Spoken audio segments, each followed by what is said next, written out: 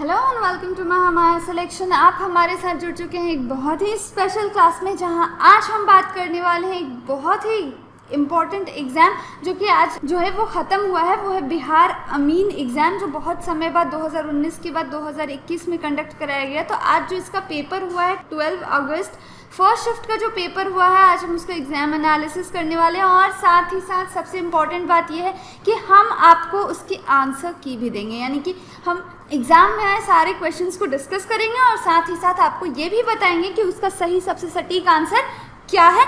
इससे क्या होगा कि आपको आइडिया मिलेगा कि आपके कितने अटेम्प्ट्स सही रहे हैं। तो आज का वीडियो जो है वो बहुत इंपॉर्टेंट है, पूरे एंड तक इस वीडियो को देखिएगा। और सबसे पहले शुरुआत में ही आप ये करें कि हमारे चैनल को सब्सक्राइब कर ले और इस वीडियो को लाइक ज़रूर कर ले। आज का वीडियो बहुत ही इंटरेस्टिंग होने वाला है। ये जो 12 अगस्त की फर्स्ट शिफ्ट का जो एनालिसिस हम बना रहे हैं, इससे 12 अगस्त के फर्स्ट शिफ्ट वाले बच्चों को तो फ़ायदा होगा ही होगा, साथ ही जो बाकी शिफ्ट वाले बच्चे हैं उन्हें भी आइडिया मिलेगा कि क्वेश्चन किस टाइप के पूछे जा रहे हैं। तो आज हम पूरे सारे क्वेश्चंस को, जितने भी क्वेश्चंस एग्जाम्स में आए थे, उन सबको डील करने वाले हैं यहाँ पे। चलिए शुरू करते हैं आज के सेशन को। सबसे पहले मैं आपको बता दूं कि बिहार अमीन का जो एग्ज़ाम हुआ ये 2019 में फॉर्म फिल करा गया था और कोरोना पैंडेमिक की वजह से ये पोस्टपोन होते गया है और अब फाइनली बीसीसी की तरफ से 2021 में एग्ज़ाम्स कंडक्ट कराए जा रहे हैं। 10 से 12 अगस्त तक ये एग्ज़ाम्स हुए हैं और 12 अगस्त की फर्स्ट शिफ्ट पेपर का आज हम डिस्कशन करने वाले हैं। जो फर्स्ट शिफ्ट पेपर है 12 अगस्त का, इसके लिए जो एग्ज़ाम था इसका वो 9 AM से 11:15 AM तक एग्ज़ाम हुआ है फर्स्ट शिफ्ट का, जिसमें ये सारे क्वेश्चंस पूछे गए हैं। तो अगर आपने भी इस शिफ्ट में एग्ज़ाम दिया है तो ये वीडियो जो है वो आपके लिए बहुत इंपॉर्टेंट है। और अगर आप इस शिफ्ट में आपका एग्ज़ाम नहीं भी है, इसके बाद वाले शिफ्ट में है, तो भी ये वीडियो आपके लिए उतना ही इंपॉर्टेंट है, क्योंकि बहुत सारे शिफ्ट्स में क्या है कि क्वेश्चंस तो डेफिनेटली अलग है, लेकिन उनका टाइप सेम है, टॉपिक सेम है, बहुत सेम टॉपिक से क्वेश्चंस पूछे जा रहे हैं। ठीक है, तो चलिए शुरू करते हैं आज के सेशन को। देखते हैं कि बिहार अमीन के एग्ज़ाम में 12 अगस्त की फर्स्ट शिफ्ट के पेपर में कौन कौन से क्वेश्चंस पूछे गए थे और उनका बिल्कुल करेक्ट आंसर क्या होना चाहिए। ठीक है, जो फर्स्ट क्वेश्चन था, सबसे पहले तो जो पेपर था वो 1 और 2 दो सेक्शंस में डिवाइडेड था पूरा का पूरा पेपर। ठीक है, फर्स्ट सेक्शन में हमारे पास क्या था? फर्स्ट सेक्शन में हमारे पास जीके, जीएस, हिंदी, तीनों सब्जेक्ट से क्वेश्चंस पूछे गए थे। और सेकंड जो हमारे पास सेक्शन था उसमें मैथ्स के क्वेश्चंस पूछे गए थे। जीके, जीएस और हिंदी के मिला के कुल 50 सवाल पूछे गए थे और मैथ्स के आपके पास 25 क्वेश्चंस थे जो सॉल्व करना था। और इसके लिए समय जो था आपके पास 2 घंटे 15 मिनट का सफिशिएंट टाइम था, समय की कोई कमी नहीं थी।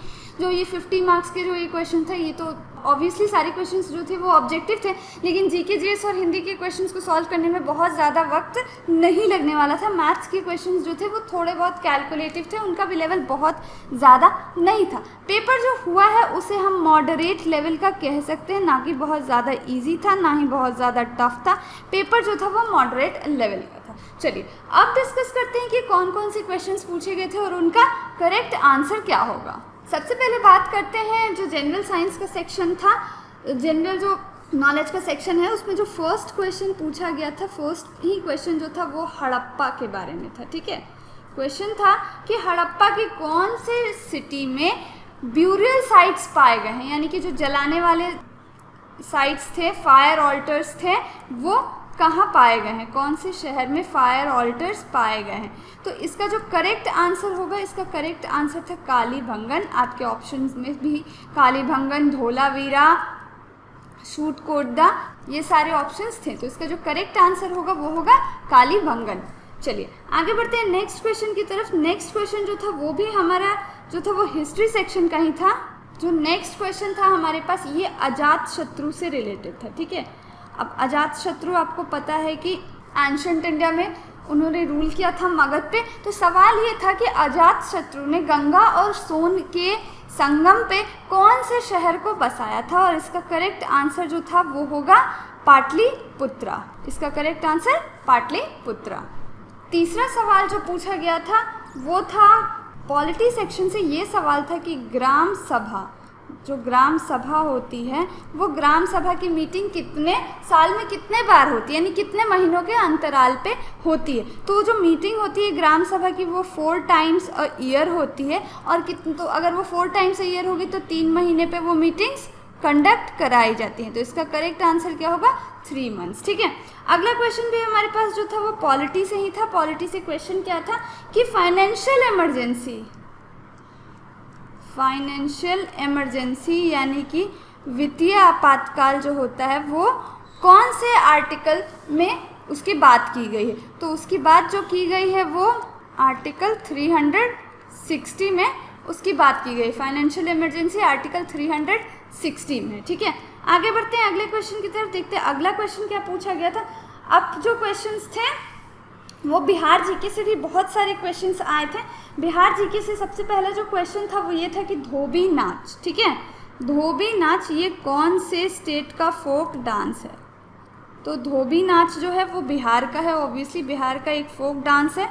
इसके अलावा जो अगला क्वेश्चन था वो ये था कि मधुबनी पेंटिंग किससे रिलेटेड है, कौन से स्टेट से रिलेटेड है मधुबनी पेंटिंग। तो मधुबनी पेंटिंग भी ऑब्वियसली बिहार से ही रिलेटेड है। सेकंड, इसके बाद जो क्वेश्चन था बिहार जीके का वो क्वेश्चन ये था कि बिहार इनमें से कौन से कंट्री के साथ बॉर्डर शेयर करता है। बिहार शेयर्स इट्स बॉर्डर, तो ये कौन सी कंट्री के साथ अपना बॉर्डर शेयर करता है। तो ऑप्शंस जितने भी दिए हुए थे उसमें से नेपाल जो है वो बिल्कुल सही जवाब होगा।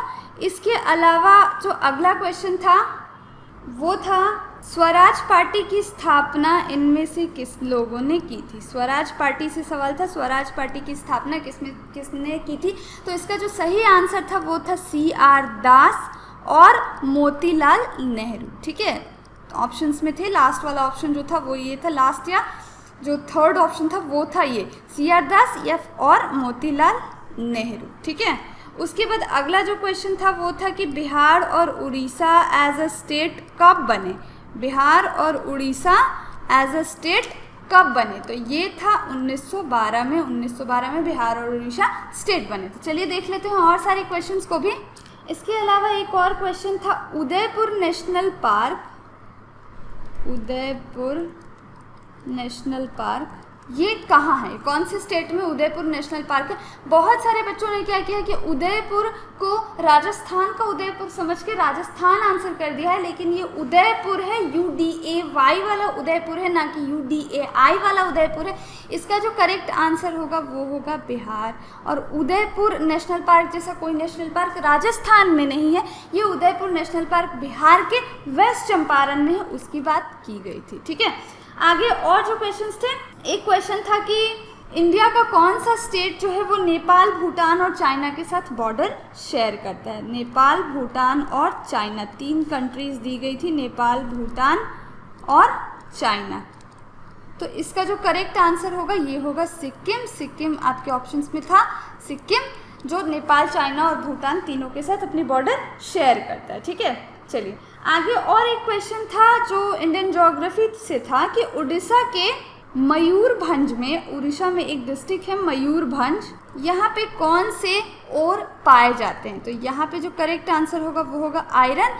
उड़ीसा के मयूरभंज में आयरन के ओर पाए जाते हैं। अब देख लेते हैं कुछ क्वेश्चंस जो करंट अफेयर्स से थे। करंट से भी बहुत सारे क्वेश्चंस पूछे गए थे। तो करंट से जो सबसे पहला क्वेश्चन पूछा गया था वो था डॉक्टर रामानुजन अवार्ड। ठीक है, डॉक्टर रामानुजन अवार्ड जो कि मैथमेटिक्स के लिए दिया जाता है, ये अवार्ड 2020 में किसे मिला है। तो इसका जो सही आंसर होगा वो होगा डॉक्टर कैरोलिना। ये आपके ऑप्शंस में भी था, डॉक्टर कैरोलिना को डॉक्टर रामानुजन अवार्ड 2020 से नवाजा गया है। इसके बाद एक और सवाल आपसे पूछा गया था IFFI इफ़ी में बेस्ट फीमेल एक्टर का अवार्ड किसे मिला है। बेस्ट फीमेल एक्टर का अवार्ड किसे मिला है। तो ये मिला है आपको मैगडलेना को। मैगडलेना भी आपके ऑप्शंस में था, मैगडलेना को इफ़ी की तरफ से बेस्ट फीमेल एक्टर का अवार्ड मिला है। एक और क्वेश्चन जो बिहार से था, बिहार की ज्योग्राफी से था, वो ये था कि बिहार के नॉर्थ ईस्ट एलुवियल सॉइल में कौन कौन सी फसल उगाई जाती हैं। तो उसका जो सही आंसर था वो था, 3 ऑप्शंस दिए गए थे आपको, मैंगो, लीची एंड मेज। ठीक है, सो तीनों ही ऑप्शंस जो थे वो बिल्कुल करेक्ट थे, तो इसका आंसर 1, 2 एंड 3 ऑल होना चाहिए। चलिए आगे बढ़ते हैं और देखते हैं कि और जो क्वेश्चंस थे करंट सेक्शन से वो क्या पूछे गए थे। एक और क्वेश्चन पूछा गया था आपसे चेस चैंपियनशिप से। चेस चैंपियन जो हैं इस वक्त जो चेस चैंपियन है उनका नाम आपको बताना था, और ये जो है वो अभी मैग्नस कार्लसन है, काफ़ी चर्चा में रहे। ये सारे बहुत करंट के सवाल हैं। हाँ, दिसंबर, जनवरी, फरवरी इतने ही तक का जो है करंट पूछा गया। सो इसका करेक्ट आंसर क्या होगा, मैग्नस कार्लसन। ठीक है, चलिए आगे बढ़ते हैं। एक और सवाल ये पूछा गया था कि नेशनल गेम्स जो थे वो ऑर्गेनाइज होने वाले थे, नेशनल गेम्स ऑर्गेनाइज होने वाले थे, लेकिन उसको पोस्टपोन कर दिया गया है कोरोना की वजह से। तो ये जो होने वाला था एग्ज़ाम, ये जो नेशनल गेम्स होने वाले थे वो कहाँ होने वाले थे, तो इसका सही आंसर होगा गोवा। गोवा में ये जो गेम्स होने वाले हैं ये होने वाले थे, लेकिन कोरोना की वजह से इन्हें पोस्टपोन कर दिया गया। ठीक है, इसके बाद एक और क्वेश्चन था इकोनॉमिक्स का। इकोनॉमिक्स से एक सवाल ये आया था कि 11th 5 ईयर प्लान की इनमें से कौन सी ऑब्जेक्टिव नहीं है, यानी कि 11th 5 ईयर प्लान में इनमें से कौन सा जो उद्देश्य है वो नहीं था। तो इसमें जो सबसे अप्रोप्रिएट आंसर होगा ये लास्ट वाला जो आंसर था कि ब्रॉडबैंड कनेक्टिविटी देना, गाँव को ब्रॉडबैंड कनेक्टिविटी देना 2012 तक। ये जो था ये 11th 5 ईयर प्लान का पार्ट नहीं है, तो ब्रॉडबैंड कनेक्टिविटी जो है वो इसका सही आंसर हो जाएगा। ठीक है, देखते हैं कुछ और क्वेश्चंस को। इसके अलावा एक और सवाल ये पूछा गया था कि बहाई टेम्पल कहाँ है। ठीक है, बहाई टेम्पल आपको पता है बहुत फेमस टेम्पल है जो कि हमारे देश की राजधानी दिल्ली में सिचुएटेड है। बहाई टेम्पल कहाँ है, तो बहाई टेम्पल दिल्ली में। इसके अलावा एक और करंट का ही क्वेश्चन था, तूफान से रिलेटेड क्वेश्चन था कि ब्रुवेई जो तूफान है ये कहाँ आया है, कौन से इंडियन स्टेट में इसका इफेक्ट देखने को मिला है। तो इसका जो करेक्ट आंसर होगा वो होगा तमिलनाडु। तमिलनाडु में ये आया है। ठीक है, चलिए आगे और देखते हैं और कुछ क्वेश्चंस देखते हैं। एक क्वेश्चन था कोडागरा जो है वो वहाँ सोलर पावर प्लांट लगाया गया है। कोडागरा में सोलर पावर प्लांट लगाया गया है, ये कौन से स्टेट में पड़ता है, तो ये जो है ये थ्रिशूर डिस्ट्रिक्ट केरला में पड़ता है जहाँ पे सोलर पावर प्लांट लगाया गया। चलिए कुछ और क्वेश्चंस देख लेते हैं। एक और क्वेश्चन था अंजुमन तहजीब से। अंजुमन तहजीब की जो स्थापना है वो कहाँ की गई थी, तो इसका जो सही आंसर होगा वो होगा पटना में। इसकी स्थापना जो है वो पटना में की गई थी। ठीक है, आगे कुछ और क्वेश्चंस देख लेते हैं करंट सेक्शन से। करंट सेक्शन जो रहा है इस शिफ्ट में उससे बहुत सारे क्वेश्चंस आए हैं। एक और क्वेश्चन था guard of honour of Korea. ठीक है, ये इस अवार्ड से किसे नवाजा गया है, guard of honour of Korea, इस अवार्ड से किसे नवाजा गया है, तो इस अवार्ड से जो हमारे आर्मी के चीफ हैं MM नरवणे, उन्हें नवाजा गया है। ठीक है, आपके पास जो ऑप्शंस दिए गए थे उसमें आर्मी चीफ, एयरफोर्स चीफ और नेवी चीफ तीनों के नाम थे। साथ ही साथ जो पूर्व आर्मी चीफ थे बिपिन रावत, उनका भी नाम दिया गया था। इसमें जो सही आंसर होगा वो होगा MM नरवणे। चलिए आगे देखते हैं कुछ और क्वेश्चंस। एक और क्वेश्चन था कि इनमें से कौन सा जो है वो national rural health development mission का पार्ट नहीं है, कौन से 2 यूनियन टेरिटरीज, तो उसका जो सही आंसर होगा वो होगा जम्मू एंड कश्मीर और चंडीगढ़। ये 2 जो यूनियन टेरिटरीज हैं, फिर अब तो जम्मू एंड कश्मीर जो है वो 2 यूनियन टेरिटरीज में बढ़ चुका है, लेकिन जम्मू एंड कश्मीर एंड चंडीगढ़ ये जो है ये नेशनल रूरल डेवलपमेंट मिशन के पार्ट नहीं है। ठीक है, एक और क्वेश्चन था नेशनल यूथ पार्लियामेंट 2021 कौन से महीने में हेल्ड हुआ है, कौन से महीने में नेशनल यूथ पार्लियामेंट हुआ है। ठीक है, इसके अलावा एक और क्वेश्चन था जो हमारे पास वो ये था कि भारतीय प्रवासी दिवस बहुत अच्छा क्वेश्चन था। भारतीय प्रवासी दिवस 2021 का थीम क्या था? तो ये था कंट्रीब्यूटिंग टू आत्मनिर्भर भारत, कंट्रीब्यूटिंग टू आत्मनिर्भर भारत। ठीक है, चलिए इसके बाद एक और क्वेश्चन जो था आपसे वो हिस्ट्री से था, वो हिस्ट्री ऑफ इंडिपेंडेंट इंडिया से, कि फर्स्ट हेल्थ मिनिस्टर वो किसे बनाया गया था? इंडिपेंडेंट इंडिया का फर्स्ट हेल्थ मिनिस्टर, तो ये जो आंसर होगा वो था राजकुमारी अमृत कौर। ठीक है, राजकुमारी अमृत कौर। बहुत सारे क्वेश्चंस जो हैं हमने डिस्कस किए हैं। इसके अलावा कुछ और क्वेश्चंस जो हैं वो इस सेक्शन के हैं। ऑलमोस्ट हमने 50 क्वेश्चंस हैं, कुछ ही क्वेश्चंस बचे हुए हैं जो हमें और डिस्कस करना है। चलिए वो भी कर लेते हैं। एक और क्वेश्चन ये आया था कि बिहार और उड़ीसा को प्रांत के रूप में कब बनाया गया? तो इसका जो करेक्ट आंसर होगा वो होगा 1912। और एक और क्वेश्चन आया था कि इंडिया द्वारा डेवलप्ड जो हमारा पहला स्वदेशी वेंटिलेटर है उसका क्या नाम है? उसका नाम स्वस्थ वायु है। ठीक है, सो ये जो हमारा है हमारे देश का पहला इंडिजिनस वेंटिलेटर है। ये सारे जो क्वेश्चंस थे, ये हमने क्वेश्चंस जो डिस्कस किए हैं, ये सारे क्वेश्चंस जीके सेक्शन के थे। अब जो साइंस सेक्शन से क्या क्या सवाल आए थे हम उसको भी डिस्कस करने वाले हैं। चलिए देख लेते हैं। सबसे पहला एक सवाल पूछा गया था कि मरीन एसिड किसे कहते हैं, और बहुत सारे बच्चे जो हैं इस क्वेश्चन में कंफ्यूज हुए थे। मरीन एसिड किसे कहते हैं? तो मरीन एसिड HCl को कहते हैं, हाइड्रोक्लोरिक एसिड को कहते हैं। ठीक है, फिर एक और सवाल आया था कि दिमाग का वो कौन सा भाग है जो वॉलंटरी एक्शंस, बैलेंस और कंट्रोल ये सब कुछ मैनेज करता है? तो ब्रेन का जो पार्ट है, ब्रेन के पार्ट से सवाल जो पूछा गया था, इसका जो करेक्ट आंसर होगा वो होगा सेरेबेलम। ठीक है, इसका जो करेक्ट आंसर होगा वो होगा सेरेबेलम। इसके बाद एक और सवाल पूछा गया था कि कौन सा सेल ऑर्गेनेल है जो डिटॉक्सिफिकेशन का काम करता है? सो डिटॉक्सिफिकेशन का काम करने वाला जो सेल ऑर्गेनेल है वो है आपका smooth endoplasmic reticulum, smooth endoplasmic reticulum. ठीक है, इसके अलावा एक और क्वेश्चन पूछा गया था कि इनमें से कौन सा बैक्टीरियल डिजीज़ है, यानी बैक्टीरिया से फैलने वाले एक डिजीज़ का नाम पूछा गया था और उसमें जो सही आंसर था वो था टाइफॉइड। टाइफॉइड जो है वो बैक्टीरिया के कारण होता है। कुछ और क्वेश्चंस देख लेते हैं साइंस सेक्शन के। एक और क्वेश्चन आया था कि फॉर्मूला यूनिट मास, इससे एक क्वेश्चन था फॉर्मूला यूनिट मास। इसकी ना आपको डेफिनेशन दी गई थी और आपको बताना था कि वो चीज़ जो डेफिनेशन दी गई है वो किसकी होगी।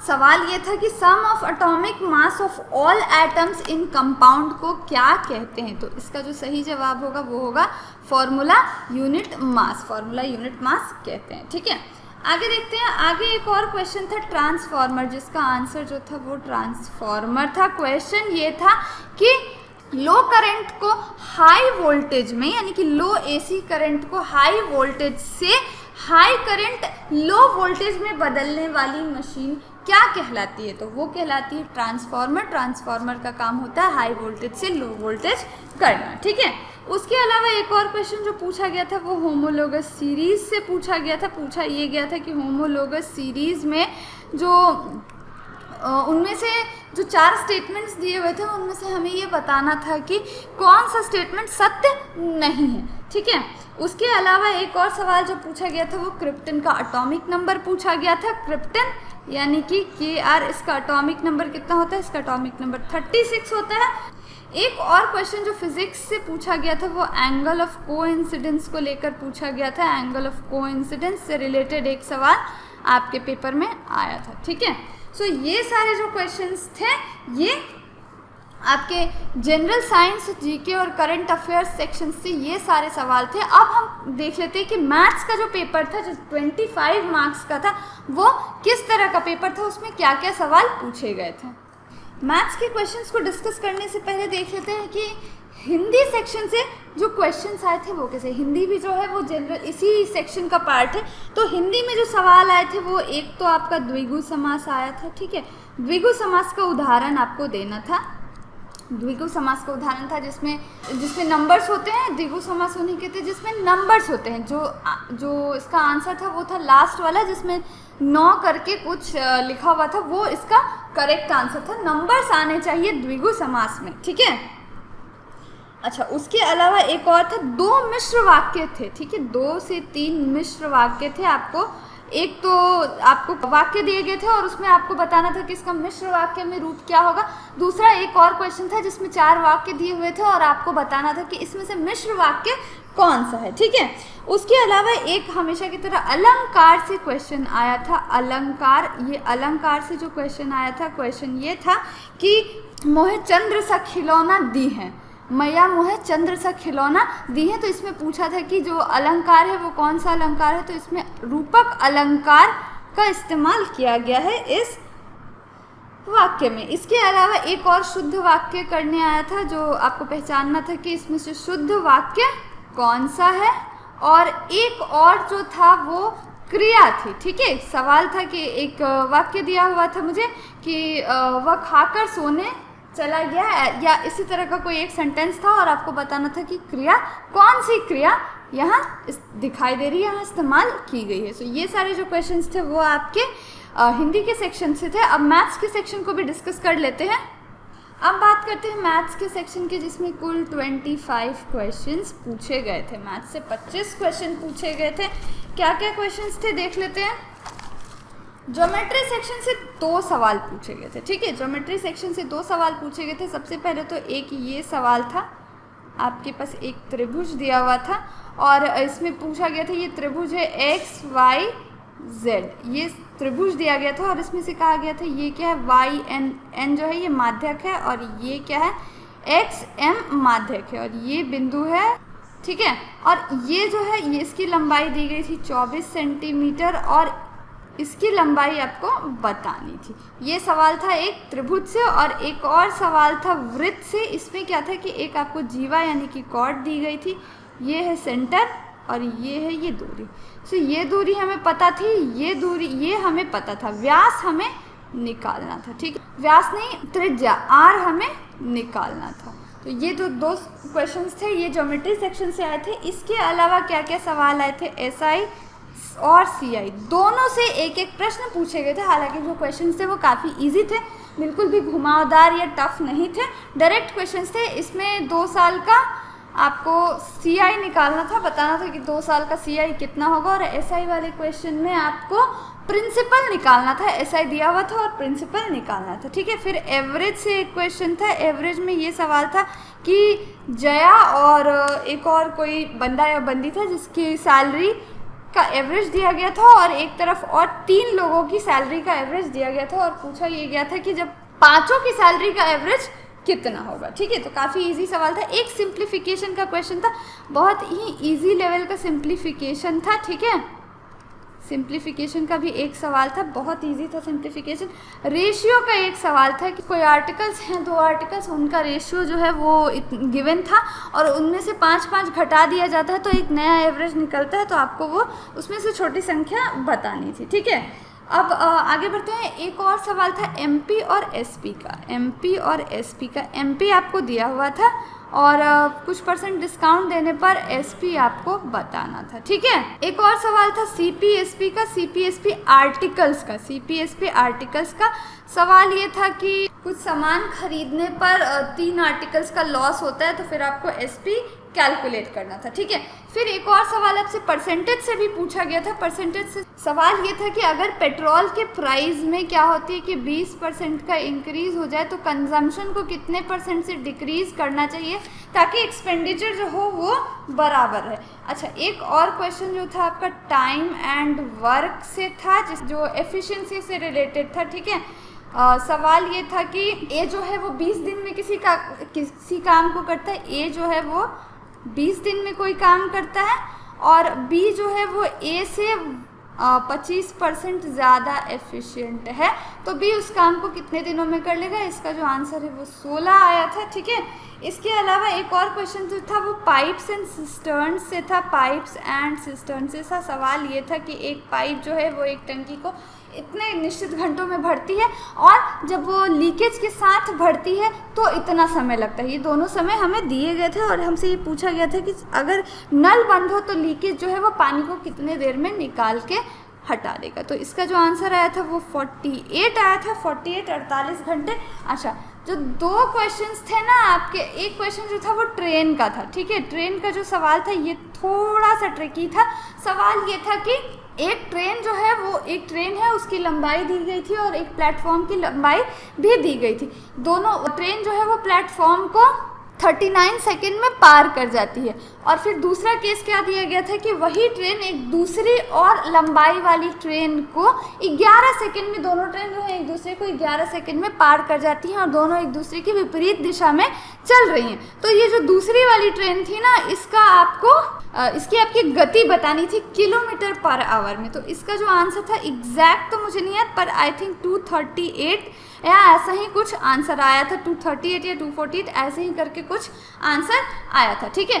फिर एक और स्पीड से सवाल था कि 2 जगह हैं, ये 2 जगह हैं और वो एक जो है यहाँ से कितने बजे, 1 बजे 1 PM में, और एक जो है इधर से 3:30 PM में निकलते हैं। दोनों इस पॉइंट पे 6 PM में मिलते हैं। तो आपको बताना था कि ये जो टोटल दूरी है इनके बीच की, जिसे हमने d माना था, वो कितनी है। सो ये क्वेश्चन जो था ये भी आया था।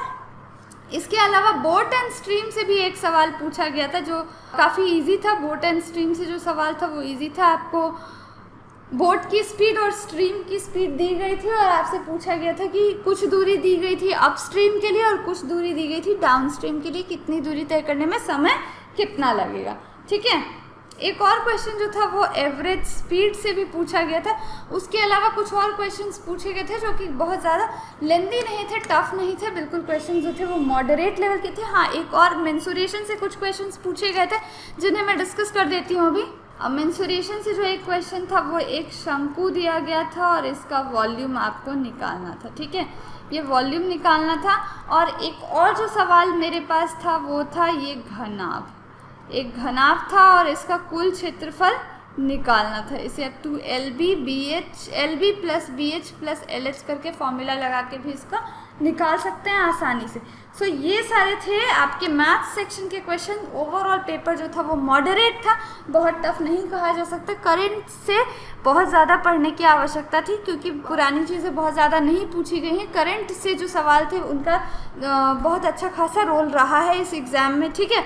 चलिए, तो एग्ज़ाम के बारे में तो हमने बात कर लिया। अब बात करते हैं कट ऑफ के बारे में कि इसका कट ऑफ क्या रह सकता है, गुड अटेम्प्ट्स क्या रहे हैं, बच्चों ने कितना अटेम्प्ट किया, ये सब कुछ हम लोग अब डिस्कस करने वाले हैं।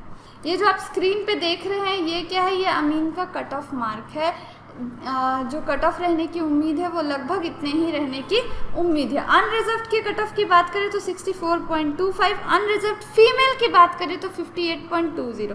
EWS इकोनॉमिकली वीकर सेक्शन में मेल के लिए 56.55 और EWS फीमेल के लिए 51.60, EBC के लिए 58.95, EBC के लिए 54.15, EBC फीमेल के लिए, ठीक है। बैकवर्ड क्लास के लिए 60, BC फीमेल के लिए 53.40, OBC के लिए 65 से 72, SC के लिए 57 से 75, SC फीमेल के लिए 52.80, WBC के लिए 53.25, ST के लिए 58.20, डेफ एंड डम यानी कि जो गूंगे बहरे लोग हैं उनके लिए 50.10, विजुअल इम्पेयर्ड यानी कि जिनकी आंखें खराब हैं, आंखों से लाचार हैं, उनके लिए 52.20 और फ्रीडम फाइटर्स जो स्वतंत्रता सेनानी रहे हैं उनके लिए 51.45। सो ये है हमारा ओवरऑल एक्सपेक्टेड कट ऑफ।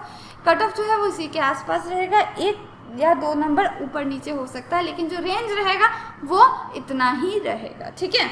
अब बात करते हैं कि गुड अटेम्प्ट्स क्या रहे, यानी कि बच्चों ने कितना अटेम्प्ट किया। एक्चुअली यहाँ क्या था कि नेगेटिव मार्किंग नहीं थी, पर सबने 75 की 75 तो बना ही दिए हैं। नेगेटिव मार्किंग नहीं है, उस बात का फ़ायदा उठाया गया है। 75 के 75 क्वेश्चंस बना दिए गए हैं, बट उनमें जो एक्यूरेसी रही है ना वो मैक्सिमम आई थिंक 60 to 65 की एक्यूरेसी रही है। मतलब बहुत से ऐसे लोग हैं, अधिकतर ऐसे लोग हैं इनफैक्ट जो कह रहे हैं कि 60 to 65 उनका सही होने का उम्मीद है। क्वेश्चंस जो है वो 60 से 65 सवाल बिल्कुल सही होंगे। सो अगर आपने 65 प्लस बनाया है तो आप बिल्कुल निश्चिंत हो जाएं। ये जो है वो आपके लिए बहुत अच्छी बात है, आपका जो सिलेक्शन है वो बिल्कुल होगा। सो 65 प्लस में जिन्होंने बनाया है वो बिल्कुल खुश हो जाएं, कोई घबराने वाली बात नहीं है। बिल्कुल जो पेपर रहा है वो आसान रहा है, बहुत ज़्यादा कुछ भी लेंदी नहीं था और समय भी, सबसे अच्छी बात कि समय भरपूर मिला गया था। So this is all for this video. Hope कि आपको ये वीडियो अच्छी लगी हो और आपने से जो है बहुत सारे आपके जो डाउट्स हैं वो क्लियर हुए होंगे, और स्पेशली आंसर की से तो आपने अपने आंसर्स मैच किए होंगे। अगर कोई और क्वेश्चन रह गया है जो हमने इस वीडियो में नहीं किया है या छूट गया तो वो आप हमें कमेंट सेक्शन में बता सकते हैं, और आप जो हैं वो अपने अटेम्प्ट्स के आपने कितने अटेम्प्ट किए हैं वो भी हमारे कमेंट्स में बता सकते हैं। So this is all for the video and hope कि आप चैनल को सब्सक्राइब ज़रूर करेंगे, इस वीडियो को लाइक और शेयर ज़रूर करेंगे। Thank you for watching and see you in the next video.